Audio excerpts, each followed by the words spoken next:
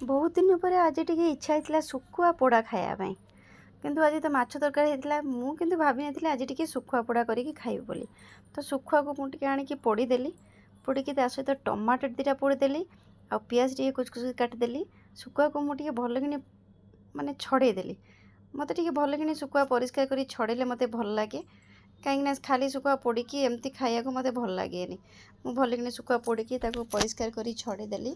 छड़ी भांगी तो टमाटर दिटा जो पोड़ी थी आणिकी सांगर चटुणी करदेली आ कंचा लंका गोटे दलदेली सोरिष तेल भी टिके पकई देती सहित भल कि चकुड़ी देखो मुझे केमती चकुड़ी देती आस्ते आस्ते चकुड़े कहीं हाथ में कंटा पशियार संभावना थाए। तो आगर टमाटर पियाज को सोरिष तेल पकई चकुड़ी देवे कंचा लंका भी तादेह देवे तापर चकुड़ी सारापर से जो शुखुआ को टिक टिक करके रखिथे तापर पकईकी आउ थे हल्का से गोलीदेवे तापर देखते केते सुंदर है पखाड़ गरम भात जहाँ भी ता सहित खाईपारे।